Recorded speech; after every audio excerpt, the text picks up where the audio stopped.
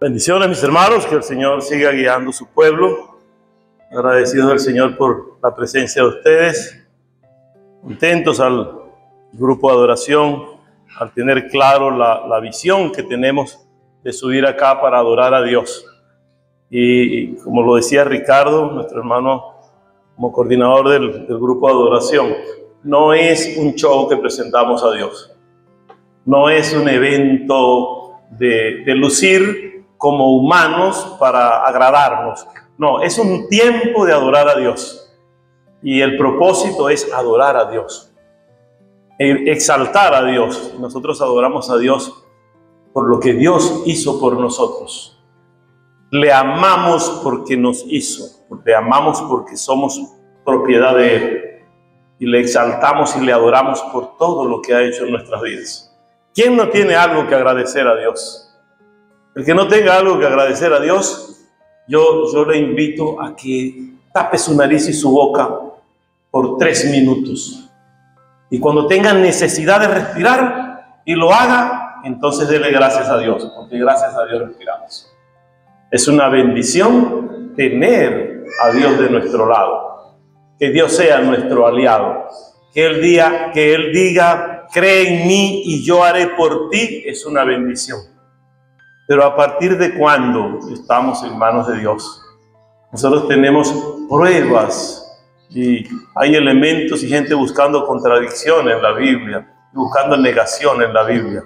Déjeme decirle que la palabra de Dios es infalible, fue escrita en tiempos muy largos, un intervalo de tiempo muy largo, pero con una sola inspiración, que fue la inspiración del Espíritu Santo de Dios.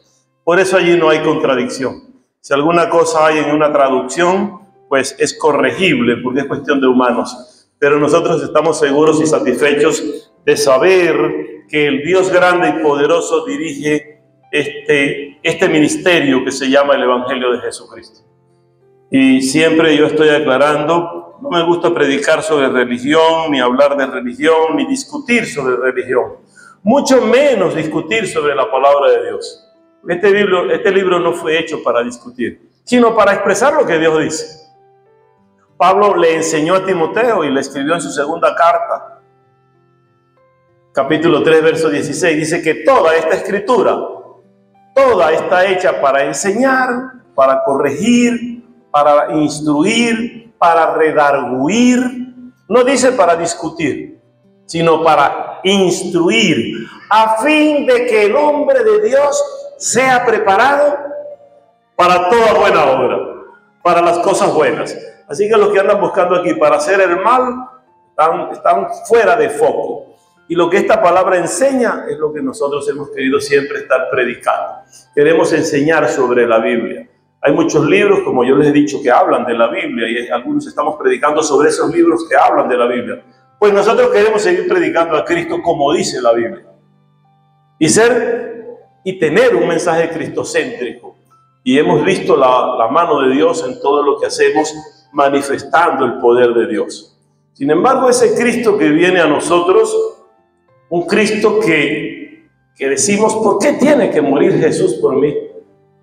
Y alguien dice, pues, como algunos jóvenes y jóvenes adultos, yo algunos que dicen, no trabajan, no producen, dice que mi mamá me mantenga. ¿Quién la mandó a tenerme? Pues yo no le dije a ella que me tuviera, pues ella tiene que tenerme y mantenerme.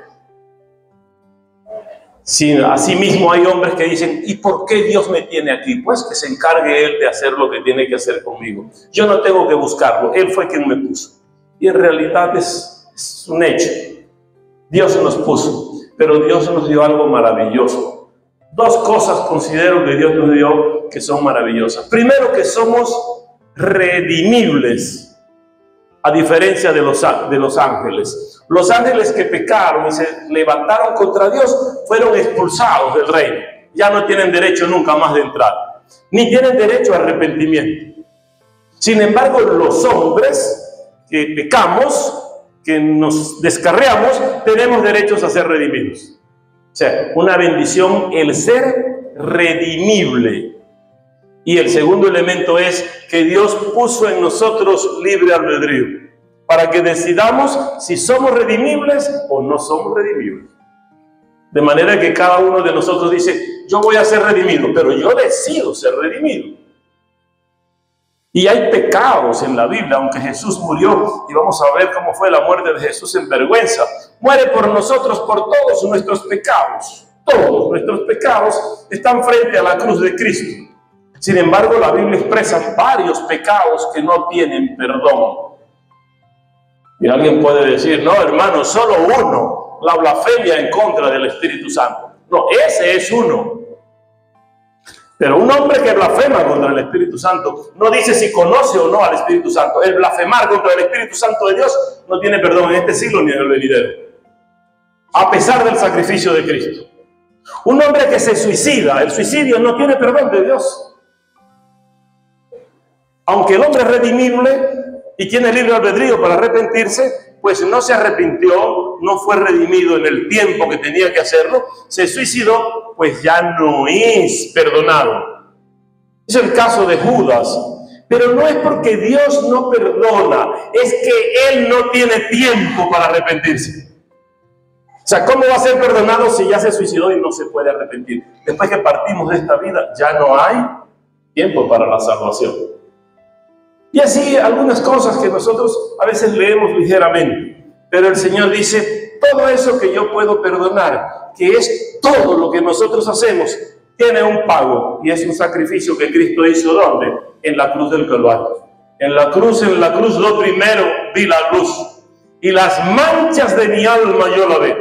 Fue allí por fe, por la gracia de Dios, y por fe que recibí la salvación. ¿Cuántos recibieron la salvación de Cristo Jesús? De gratitud a Dios debemos buscar. Y el que no ha recibido, pues atentos para ver cómo el Señor está tratando con nosotros. La muerte que Cristo vive, que Cristo sufre y que vive en la muerte, porque no murió jamás. Podemos demostrarlo por la palabra. Muere un cuerpo humano, un cuerpo de hombre sacrificado en vergüenza, pero Él no estuvo ni está muerto. Está sentado a la diestra del Padre.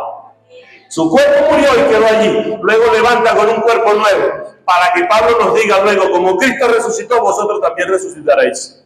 Si no, en vano es el sacrificio. Con un cuerpo nuevo tendremos la bendición de levantarnos. Pablo le escribe a los corintios, porque la palabra de la cruz es locura a los que pierden, a los que se pierden, pero a los que se salvan, esto es a nosotros, es poder de Dios. Para el que se pierde, para el que no conoce, esos están locos. Pues si estamos locos, estamos en salvación.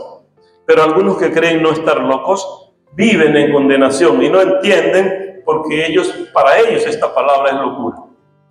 Ahora, una muerte en sacrificio, una muerte vergonzosa, que es la que tiene Cristo en la cruz. ¿Usted ha analizado bien la muerte de Jesús? Un símbolo de vergüenza. La pena de crucifixión es uno de los tormentos concebidos por la mente humana más humillante, más doloroso y más vergonzoso. Ahora, eso no se inventó para matar a Jesús. Eso se inventó en Persia en el siglo VI y VII. Ya los persas en el siglo VII, antes de Cristo, estaban crucificando. Y de allí se difundió por todo el área del Mediterráneo, comenzó a caminar por toda la antigua Grecia, por todo Cartago, por todo el Imperio Romano. Allí llega el Imperio Romano. Para someter a los hombres, para humillarlos, para avergonzarlos. La muerte era la de cruz.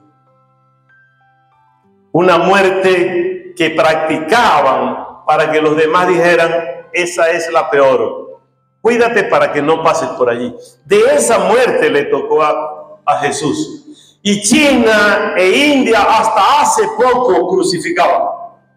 Porque China e India no entraron en el propósito que planteaba Constantino en el siglo IV cuando abolió la muerte de la cruz. ¿Y por qué va a abolir Constantino? Con el negocio de la iglesia, fue un negocio para Constantino gobernar con la iglesia romana a nombre del cristianismo. Entonces se luce Constantino y dice, abolida la muerte de cruz. Sin embargo, los chinos y los indios de India decidieron seguir hasta hace un tiempo crucificando gente como muerte de vergüenza. Para Cicerón, como político y filósofo romano, la crucifixión es el castigo más cruel y más aterrador que puede existir, dice Cicerón. Sin embargo, Diego Pérez de Góndar, un profesor de la Facultad de Teología de la Universidad de Navarra, mantiene que es una combinación de crueldad absoluta y un espectáculo para infundir el mayor terror posible en los humanos para que no vayamos contra el imperio o contra el gobierno. O sea, los gobiernos como que dicen, ¿cómo los puedo castigar para matarlos que sea vergonzoso? Así como Constantino abolió para borrar por cuestiones políticas, muchos quieren someter con muertes crueles al pueblo para que el pueblo no se levante. Y eso ocurrió con la cruz. Vea, Jesús fue crucificado en el Gólgota o la Calavera, un cerro alto por donde todos pasaban para que vieran a ese hombre que estaba siendo en vergüenza crucificado. Y a pesar de ser una muerte de vergüenza, que Jesús está allí, yo veo la cruz con una verticalidad que permite que Jesús pueda unir al hombre con Dios. Y dice Hechos 4:12 que no hay otro nombre debajo del cielo en quien podamos ser salvos, sino Jesucristo. Es Jesús quien nos une con Dios y lo hace en la cruz, parado, vertical para llamarte. Y la horizontalidad de sus brazos abiertos para decir, no importa quién eres, yo te voy a recibir. Y el que viene a mí, yo no le echo fuera. El que viene donde yo estoy, yo le recibo. Y dice Jesús, venid a mí si estás cargado y estás trabajado, yo te voy a hacer descansar. Desde la cruz Jesús está invitando. Y no se da cuenta de tu pecado ni de mi pecado. Por ti y por mí fue crucificado. No fueron los romanos, no fueron los sacerdotes judíos, no fue el imperio, no fueron los griegos. Jesús es crucificado por ti y por mí. Somos culpables de la muerte de Cristo. Y solo podemos pagarle cuando lo reconocemos como Salvador, porque Él dice, morí por Él, pero me reconoce. Qué bueno que viene. Y fue la muerte de un hombre en vergüenza y en dolor. Tanto que la noche antes le dice al Padre, es necesario que yo pase por la cruz. Es necesario que pase de mí esta copa de dolor. Y el Padre dice, ¿quieres rescatarlos? Pues entonces tiene que pasar la copa de dolor. Sin embargo, al morir Jesús en la cruz, siendo un objeto de vergüenza, siendo un objeto de dolor y de tristeza, siendo la exhibición de los pecados de la humanidad en ese solo hecho para salvación, hay gente que dejó de adorar a Jesús y prefiere adorar la cruz. Yo de niño recuerdo un predicador en mi iglesia donde me formé, que él decía, si a tu padre le matan con un cuchillo, ¿tú adoras el cuchillo? Si le matan con un revólver a tu hermano, ¿tú adoras el revólver? Si lo matan con una piedra, ¿tú haces un altar para la piedra o eso lo rechazas? Y alguien le dijo, lo rechazo. Pues hay que rechazar la cruz para creer en Cristo, que es el muerto. Pero no cualquier muerto, es un muerto resucitado. ¿Y quién nos duele a nosotros? ¿Es la cruz o es Cristo? Es Cristo. Pero la cruz se convierte en el símbolo de vergüenza que era, pasa a ser un símbolo de redención y de salvación. Solo símbolo, pero el objeto de la salvación es Jesucristo. Los que iban a la escuela en mi tiempo, en el siglo pasado, y algunos de este siglo, que cantaban un himno en la escuela. Yo, el maestro de música, enseñamos himno al árbol. Al árbol debemos solícito amor. Jamás olvidemos, al árbol debemos, ¿verdad? Y decía que es el augusto signo, pues de viejos, ¿sí? Hay viejos aquí. Es el augusto signo de la redención. Un madero. ¿Quién podía pensar que Jesús, que se crió en la carpintería, labrando madera, cortando madera, cepillando madera, luego iba a morir en una cruz de madera, crucificado? Diría Jesús, ¿y por qué no aprendí? Yo hice mi cruz más liviana. La hubiese hecho de una manera que tenemos en nuestras costas que llaman tacarigua, que es un corcho con lo que hacemos las tablas antiguas para nosotros correr olas, ¿no? que es liviano. Una cruz pesada le dieron. No pudo cargar la cruz como vergüenza. Y tuvo que venir Simón de Cirene. Lo agarraron los soldados. Tú, negrito, tú sirves para cargar. Y hay una profecía en Génesis que tú vas a servir a tus hermanos blancos. Este es blanco, ven para que cargues con él la cruz. Y Simón de Cirene tuvo que ponerse la cruz de Cristo para ayudarlo a subir el Gólgota. Simón cargó parte de tus pecados y de mis pecados, pero no merece lo que Cristo merece. Solo fue un ayudante de la cruz. Y hoy tú eres ayudante de la cruz. Yo soy ayudante de la cruz para cargar a otros que vengan a Cristo y pueda botar sus pecados y tener la redención y la salvación. Ese Cristo que murió allí es donde nosotros debemos fijar la mirada. Y nos has enseñado a persignarnos y a hacer la cruz. Y cuando algo le hacemos, o sea, como que la cruz tiene el poder de, y si vas en el camino y hay mucha oscuridad y sientes algo, tú haces la cruz o te haces la señal de la cruz. ¿Y para qué la haces en la boca? Para que no digan, para que no entre el enemigo. Y el que lo tiene dentro será para que no le salga. Pero hay que cuidar allí la entrada y la salida. Y se persigna aquí para que no piense mal, pero ya viene pensando mal. Entonces, para que el diablo no salga. Un juego de doble sentido que el diablo enseñó. Cuando enseña es que quien debe entrar a tu corazón es Cristo. Que estando Cristo en él, no hay derecho para que el diablo moleste. Viene alguien y me dice, pastor, pero una persona que creyó en Cristo y es cristiano, ¿puede tener demonios? ¿El Espíritu Santo habita en cosas inmundas? No. ¿Creyó en Cristo? Sí. ¿Fue sellado por el Espíritu Santo? Sí. Allí no entra el diablo. Lo que es de Dios, es de Dios. ¿Tú creíste en Cristo? Ten autoridad en Cristo para decir al diablo, apártate de mí, resístelo y él va a huir. Así dice la palabra. Y yo lo creo. Pero para ello debo estar sujeto a Cristo y no a los detalles. El autor de los Hebreos, pienso yo que es Pablo, en el capítulo 12, verso 2 dice, puesto los ojos ¿en quién? En Jesús, el autor y consumador de la fe, el cual por el gozo fue puesto delante de él. ¿Sufrió qué? La cruz, menospreciando el oprobio, y se sentó a la diestra del trono de Dios. Padeció cruz, pero sufrió y logró vencer, logró posesionarse. Dice, considerad aquel que sufrió tal contradicción de pecadores contra sí mismo. Jesús viene y va a la cruz cuando le toman y él no tiene pecados cometidos de él. Él no lleva pecados de él, pero recogió todos los nuestros. Esa contradicción la lleva a la cruz para que nuestro ánimo no se canse hasta desmayar. Debemos seguir buscando de Cristo. Y vemos en el Evangelio de Juan 19, el 17, y él cargando su cruz salió al lugar llamado Calavera, y en hebreo es Gólgota, y allí le crucificaron, y con él a dos, uno a cada lado, y Jesús en medio. O sea, la joya de la crucifixión era Cristo. Él estaba en el centro de los dos pecadores.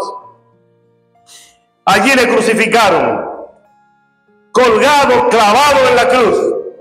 Escribió también Pilato un título que puso sobre la cruz que decía, Jesús Nazareno, Rey de los judíos. Y muchos de los judíos leyeron este título porque el lugar donde Jesús fue crucificado estaba cerca de la ciudad. Y el título estaba escrito, oiga, en hebreo, en griego y en latín.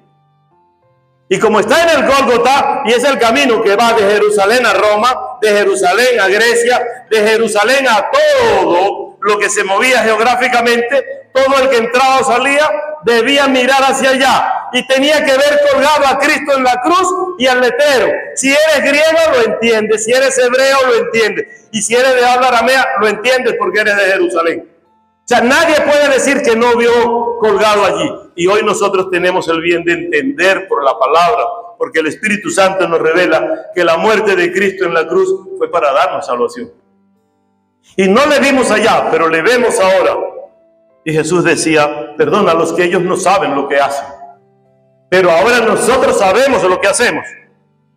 Una muerte de vergüenza por ti y por mí. Juan 19:31 dice que entonces los judíos, por cuanto era la preparación de la Pascua, a fin de que los cuerpos no quedasen en la cruz el día de reposo, pues aquel día de reposo era de gran solemnidad, rogaron a Pilato, entre ellos el principal que rogó es José de Arimatea, que le quebrasen las piernas para que fuese quitado de allí.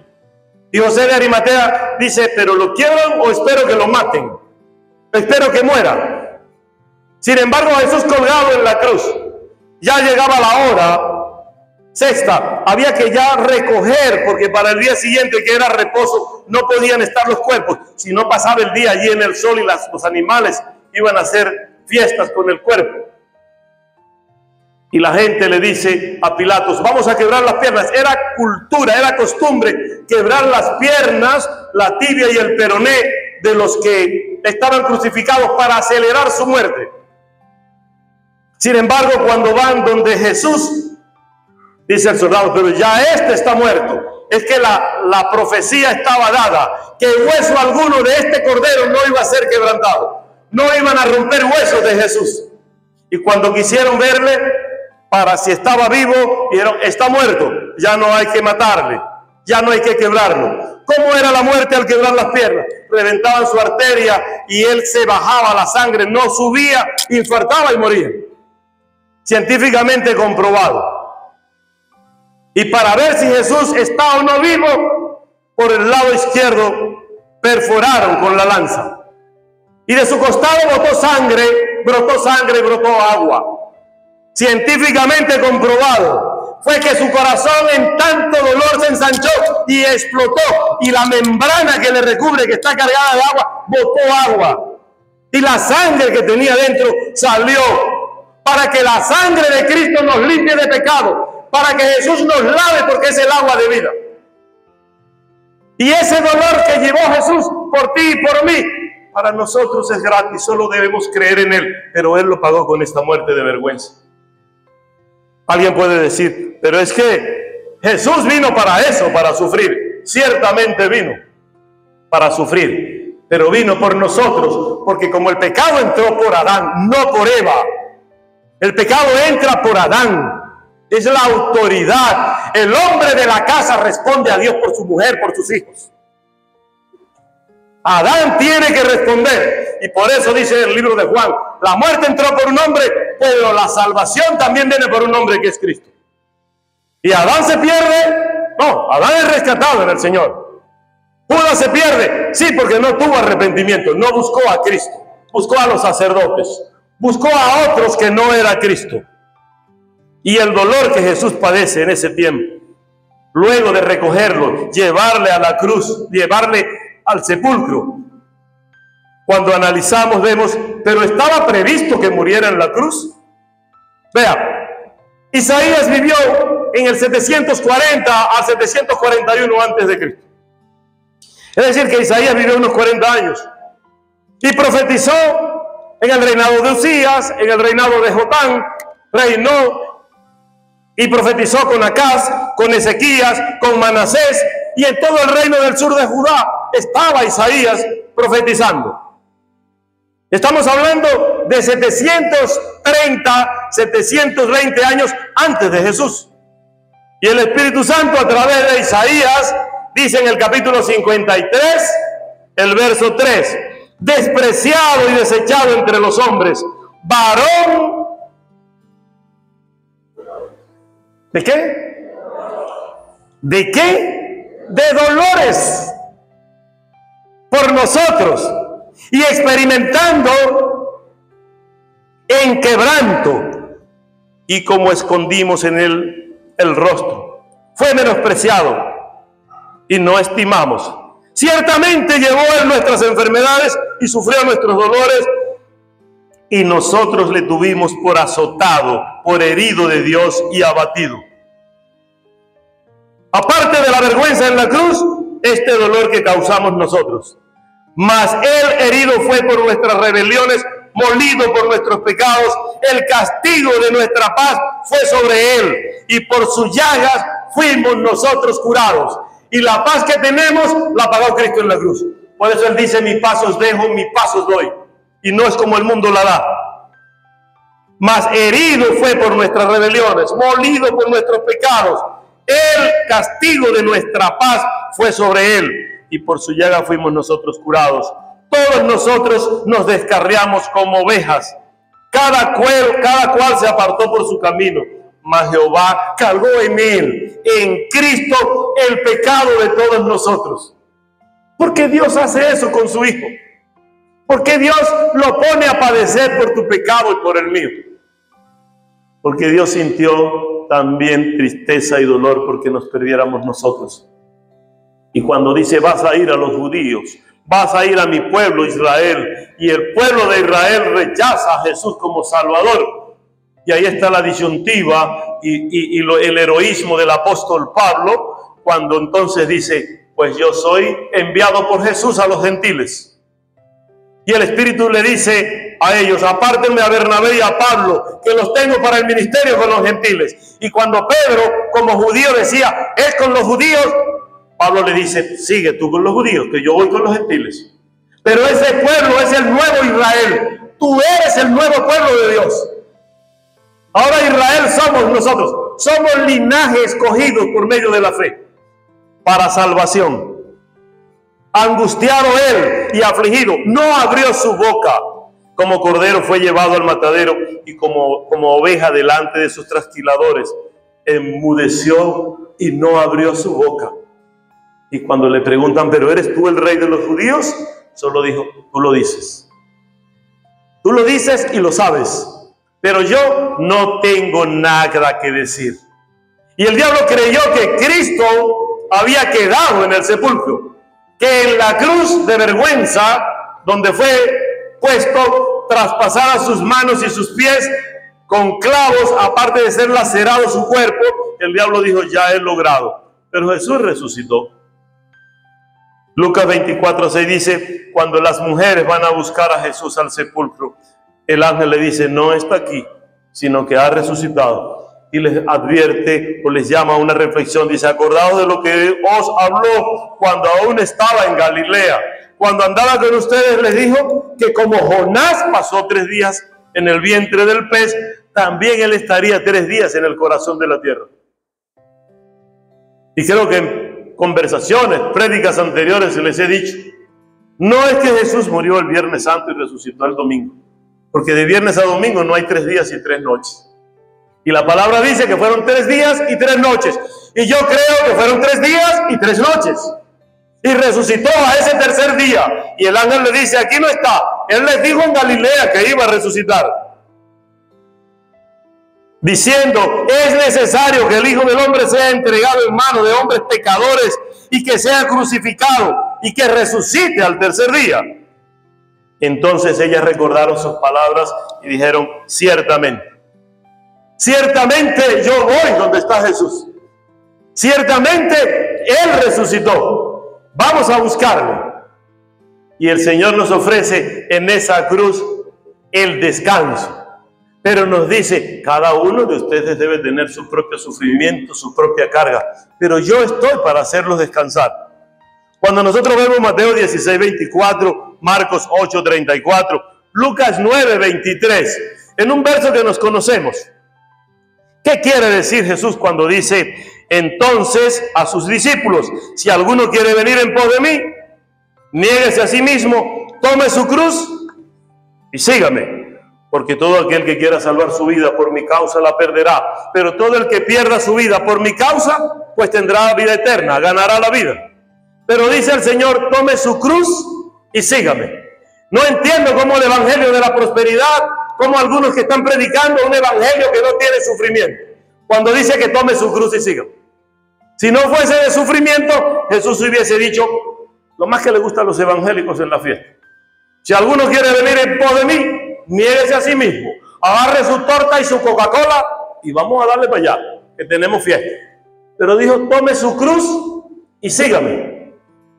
Tu problema, tu enfermedad, tu dolor, tus llagas ya fueron presentadas en la cruz. Y por su sacrificio somos nosotros sanos y salvos. Yo contaba a ustedes una vez, viajando a Pariahuán, de camino a Pariaguán para regresar en la tarde, antes de Santa María de Ipire, veo a un hombre cargando una cruz muy grande. Conmigo viajaban unos profesores y dijeron, ¿y eso? Eso es que va pagando una promesa. Y le dije, en mi pueblo hasta se dejan crecer el pelo y dicen que son nazareos. Y pagan promesas. Él va caminando con esa cruz. Y yo lo veo y digo, pero el hombre va cargando una cruz muy grande. Y supongo que va hasta el ánima del Tahuapire, hasta donde está Francisca Duarte, demonios y potestades que están allí que el Señor reprende. Y en ese trayecto fuimos. Pero de regreso el hombre viene y trae la cruz colgada en la mano así, por la orilla de la carretera. Y yo dije, este es un estafador. Y recorté y le dije, ¡epa! Es una cruz pesada, ¿cómo te va a poner esa cruz de anime para venir por ahí engañando a la gente? Haz tú tu vida, chico, que yo recojo lo mío como pueda. Lo que vas es pidiendo plata. Pero con una cruz de anime. Tú no puedes venir a Cristo con una cruz de anime. Es la cruz de tu vida para que Cristo diga, ahora no vives tú, ahora vivo yo en ti, como dijo Pablo. Y lo que ahora vivo en la carne no lo vivo en la fe del Hijo de Dios. Porque no vivo yo, vive Cristo en mí. ¿Está Cristo en tu vida? ¿Está Cristo dominando tu vida? Si está dominando tu vida, no podemos volver atrás para avergonzar a Cristo en la cruz. Porque le volvemos a crucificar. Le volvemos a causar el dolor. Hebreos 6:3. Y esto haremos, si Dios en verdad lo permite, porque es imposible que los que una vez fueron iluminados y gustaron el don celestial y fueron hechos partícipes del Espíritu Santo, esos son los creyentes, y asimismo gustaron la buena palabra de Dios y los poderes del siglo venidero, y recayeron, sean otra vez renovados para arrepentimiento, crucificando de nuevo para sí mismos al Hijo de Dios y exponiéndole en vituperio. Y es que uno de nosotros que está en el cristianismo, que está en el evangelio, que confesó a Cristo, luego toma el camino y anda borracho, en drogas, en alcohol, en cosas que no es, está poniendo a Cristo en vergüenza. Porque si una vez creyó, ¿por qué está allí? Los que son de Cristo pueden errar, pueden caer, pero no se quedan porque tienen el Espíritu de Dios. Porque si el justo con dificultad se salva, ¿dónde quedarán los impíos? Y la salvación está para nosotros. Y no podemos creer que somos salvos porque lo merecemos o porque hago buenas obras.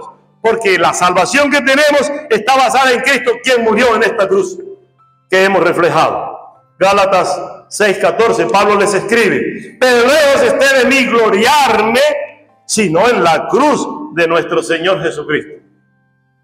Pablo dice que no me gloríe yo en lo que soy, sino en el padecimiento de Cristo en la cruz, para recordar que Cristo murió por mí.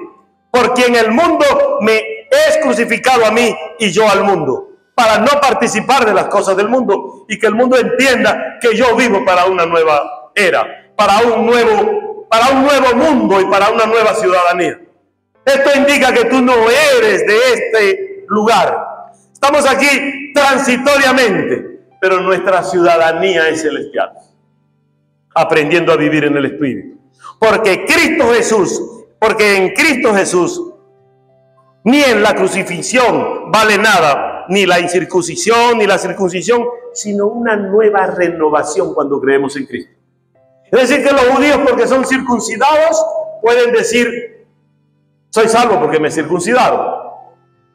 Y alguien puede decir, soy salvo porque di los diezmos. Soy salvo porque hago esto, porque hago buena obra. Y otro dice, tú no eres salvo porque no haces esto que yo hago. Nada de eso nos va a salvar. El venir más temprano o más tarde a la congregación no nos salva. El traer el alimento para colaborar con los hermanos no nos salva. Son bendiciones que multiplicamos. El ofrendar a la iglesia no nos salva. El diezmar a la iglesia no nos salva. Pero lo hacemos y debemos hacerlo porque estamos enriqueciendo y estamos alimentando el tiempo para la predicación de Dios, para la predicación de Jesucristo. Solo Cristo nos va a salvar. No son obras, no son nada. Porque Cristo Jesús es quien fue crucificado. Y todos los que anden conforme a la regla de Cristo, en paz y misericordia, sea a ellos y al Dios de Israel toda la bendición. Pero tendremos que aprender a vivir como hijos de Dios. La palabra que Dios nos está dando es una palabra para que nosotros seamos cada día fortalecidos en Cristo. Y si alguno hay débil, es fortalecido en Cristo. Y si alguno es fuerte en Cristo. Y si a alguien hay que adorar y honrar, es a Cristo, porque fue Cristo quien pagó por nuestras rebeliones en la cruz del Calvario. Pablo le escribe a los Corintios en la segunda carta 13:3. Pues buscáis una prueba de que habla Cristo en mí, el cual no es débil para con vosotros, sino que es poderoso en vosotros, dice el apóstol Pablo. Un Cristo de poder, porque aunque fue crucificado en debilidad, vive por el poder de Dios, pues también nosotros somos débiles en Él, pero viviremos con Él por el poder de Dios para con vosotros. Y dice luego, examinaos a vosotros mismos si estáis en la fe. Cada uno examínese y diga cómo está con el Señor. Probaos a vosotros mismos.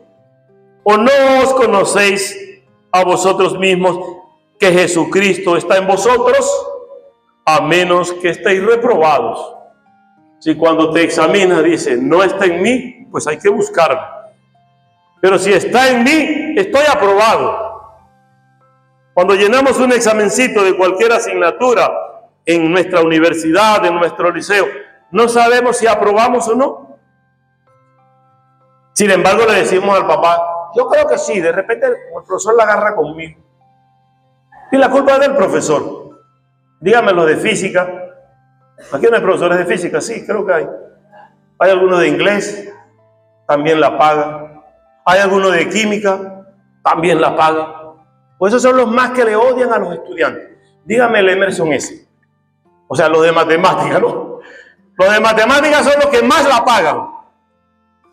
¿A quién culpamos? A ellos. Y tú no tienes culpa, tú estudiaste. Bueno, yo agarré el libro. Mira, puedes agarrar el álgebra, la aritmética y geometría de Baldor y lo pones allí. Y el Navarro y todo lo que, el Lector y todo lo que quieras y el toma, lo pones aquí. No, no vas a aprender. Puedes tomar la Biblia y dormir sobre ella, pero así el Espíritu Santo no trabaja. Es practicando un evangelio, como está diciendo Pablo. Caminando en este evangelio. Mediante la cruz para reconciliación. No importa cómo estemos. Estás reprobado. Hay derecho a la renovación. A la restauración. Reprobaste la asignatura, prepárate. ¿Para qué? Para que vuelvas. Y hay religiones que nos quieren decir que no importa que no creas en Cristo o que hagas lo que hagas, pero Cristo es bueno, Dios es bueno y te va a perdonar. Mira, si alguno oyere mi voz y me sigue, yo voy a abrir la puerta, voy a entrar, le voy a dar chance a él, le voy a dar oportunidad, voy a entrar a él, voy a comer con él va a estar conmigo, dice el Señor. El que cree en mí es salvo, pero el que no cree, esa es su responsabilidad. Ya es condenado. Y te estoy diciendo, ven para que tengas salvación. Estudia para que tengas salvación. Y alguien me decía, pero es que fuimos predestinados desde antes de la fundación del mundo para ser salvos. Sí, y yo fui preseleccionado para ser de la FIFA, jugar fútbol. Pero el que haya sido preseleccionado no quiere decir que estoy seleccionado. El que está preseleccionado ahora lo que tiene es que entrenar más. Si me preseleccionan para jugar voleibol en un equipo y yo no entreno, pues no voy a entrar al campeonato. Porque Pablo dice que ninguno que lucha como atleta es coronado si no lucha legítimamente. Y para este evangelio, tener salvación, tienes que luchar legítimamente, no engañando a Dios, no engañando a nadie y creyendo que Cristo es tu redentor. Creyendo que Cristo es tu salvador. Y ya no es la cruz. Ya no es una imagen cualesquiera.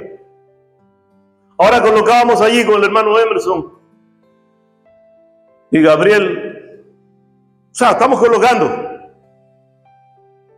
Porque tenemos la bendición de que tenemos un Cristo Redentor y Salvador. Y yo le decía a ellos, como que el mundo confundió. Allá en mi pueblo, una caja, porque aparece una imagen de la Virgen. A veces la Virgen de la caja de cerveza y la adoran. Cristo apareció una vez en esta tierra humanamente a través de María en nacimiento. Fue crucificado, ascendió a los cielos y dijo, no les dejo solo, dejo el Espíritu Santo. Porque Jesús no quería estar apareciéndole a la gente por allí. Porque si Jesús estuviese apareciendo, alguna religión se atribuyera que ellos son los administradores de Cristo y estuvieran vendiendo tickets para que vean a Cristo, para que Cristo venga. Tanto así que hay unos pastores que están predicando en Bogotá y están vendiendo parcelas en el cielo para ser salvos. ¿Cuánto? $10,000. Tantos metros cuadrados. Y el otro $15,000, una más grande. Pero tiene que pagar. El Señor me dijo que la vendiera. Así que cada uno de ustedes tiene que venir y pagar su parcela. Y luego que tiene la parcela va a vivir al aire libre en el cielo. Y si tú lees la palabra y crees en el Cristo crucificado en la cruz de vergüenza, no vas a entender que Jesús dijo, en la casa de mi Padre muchas moradas hay. Yo quiero que donde yo esté, vosotros estéis conmigo. Si no estuviera en esas moradas, yo os dijera hoy, voy pues a preparar lugar para vosotros, para que donde yo esté, ustedes estén conmigo. ¿Cómo alguien está vendiendo parcelas en el cielo? Es más fácil que compre un terrenito en Marte y hable con el millonario que le lleve. Pero al cielo se va solo por Jesucristo. Al cielo se va solo por Jesucristo. Y mediante la cruz reconciliar con Dios a ambos en un solo cuerpo, matando en ella las enemistades. Y vino y anunció las buenas nuevas de paz a vosotros que estabais lejos y a los que estaban cerca, dice Pablo a los Efesios, para reconciliación. Y Pablo enseñaba a los filipenses que fuesen imitadores de él, para que vieran en el ejemplo de Pablo a Cristo. Y mirad a los que así se conducen según el ejemplo que tenéis en nosotros. Es decir, veamos el ejemplo de los que son creyentes y se conducen como creyentes. Estoy en Filipenses 3:18. Porque por ahí andan muchos, de los cuales os dije muchas veces, y aún ahora lo digo llorando, que son enemigos de la cruz de Cristo. Y cuando habla de enemistad con la cruz de Cristo, no es por el símbolo de la cruz, no es por este puñado de cruces, es por el sacrificio de Cristo en la cruz, el fin de los cuales será perdición, cuyo Dios es el vientre y cuya gloria es su vergüenza, que solo piensan en lo terrenal. Por eso venden terrenos, por eso venden un evangelio de prosperidad, por eso cobran una predicadora que está poniendo, bésenme los pies para que sea salvo y deposite de 2,000 en adelante. 2,000 pesos, no, $2,000, vamos a dólares. Tenemos que abrir los ojos, la palabra es clara. Y Pablo lo está alertando en aquel tiempo y ahora. Y dice, el fin de los cuales de ellos será perdición, cuyo Dios de ellos es el vientre y cuya gloria de ellos es su vergüenza, que solo piensan en lo terrenal. Mas nosotros pensamos diferente, porque nuestra ciudadanía está en los cielos, de donde también esperamos al Salvador, que es nuestro Señor Jesucristo. Y es lo que tenemos que esperar, sabiendo que en Cristo somos más que vencedores. Pablo dice, si es Pablo a los hebreos, por tanto nosotros también, teniendo en derredor nuestro tan grande nube de testigos, despojémonos de todo peso y del pecado que nos asedia, y corramos con paciencia la carrera que tenemos por delante. No es acostándome a esperar que corran y luego yo me acerco.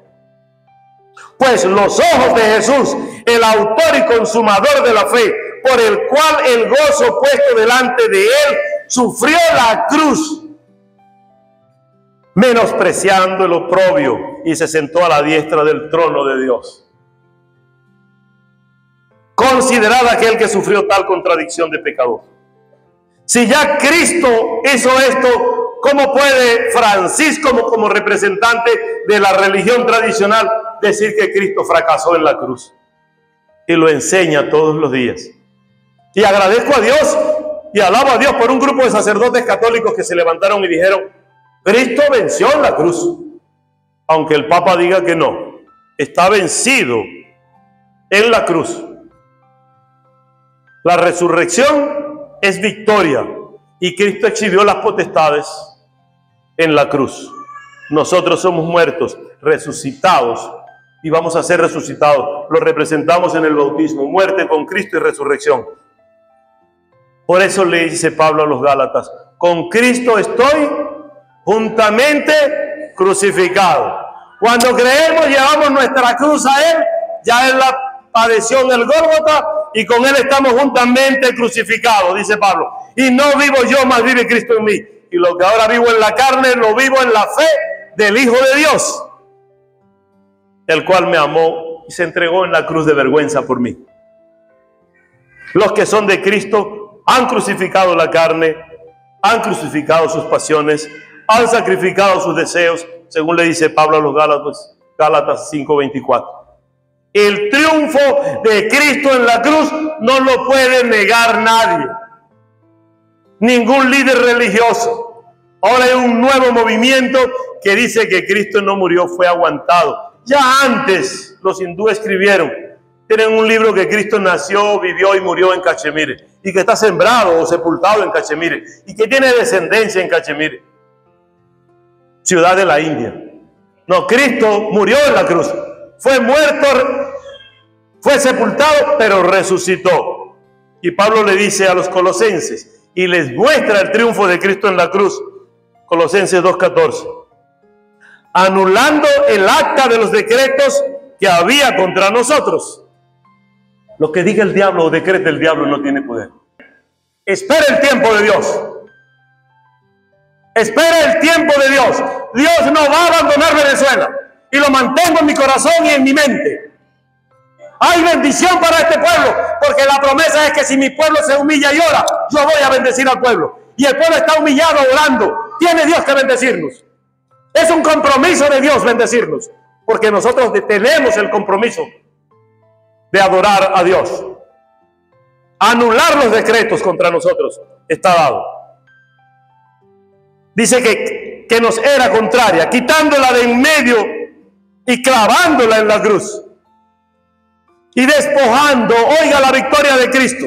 Si alguien dice no triunfó, léale Gálatas 2:14, específicamente el verso 15.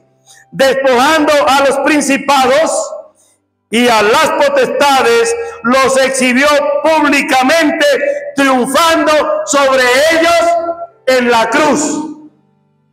¿Cómo puede este hombre necio decir que Cristo fracasó en la cruz? Vive Jehová, en presencia del cual estoy, que esta palabra es palabra de Dios. No es un capricho personal ni nada en contra de religión alguna. Es que no podemos decirle al pueblo que aquello que está en la calle todo es verdad. Ajustémonos a la palabra de Dios. Y la palabra está diciendo que Él anuló el acta de los decretos que había contra nosotros, que nos era contraria, quitándola de en medio y clavándola en la cruz. No hay nada más que te pueda atar a nada. Cristo te ha dado la libertad en la cruz. Y despojando a principados, y lo voy a repetir porque, hermanos, es necesario tenerlo presente. Despojando a los principados y a las potestades, los exhibió públicamente, triunfando sobre esas potestades, triunfando sobre esos demonios, triunfando sobre todo lo contrario de esas potestades en la cruz del Calvario. Porque la palabra de la cruz es locura para ellos, pero para nosotros, a los que creemos, es poder de Dios. Y no puedo ajustarme a lo que ellos están publicando. De manera que la cruz de Cristo presenta un sacrificio de vergüenza. Muerte para Jesús. Y hoy cantamos y adoramos a Dios porque en la cruz Cristo murió, pero no porque adoramos la cruz. Aunque hay otros que adoran la cruz de Jesús, nosotros seguimos adorando al Jesús de la cruz. Lo cantamos, lo sentimos, lo vivimos. Y alguno que no haya dado el paso de traer su carga a la cruz, hoy es un día maravilloso para que el Señor recoja su carga, recoja su cruz y diga: ya todos los decretos quedaron allá, ahora eres libre por mi sangre, eres lavado por mi sangre. No importa tu pecado, no importa tu error. Si fuesen como la grana, Y si fuesen rojos como el carmesí,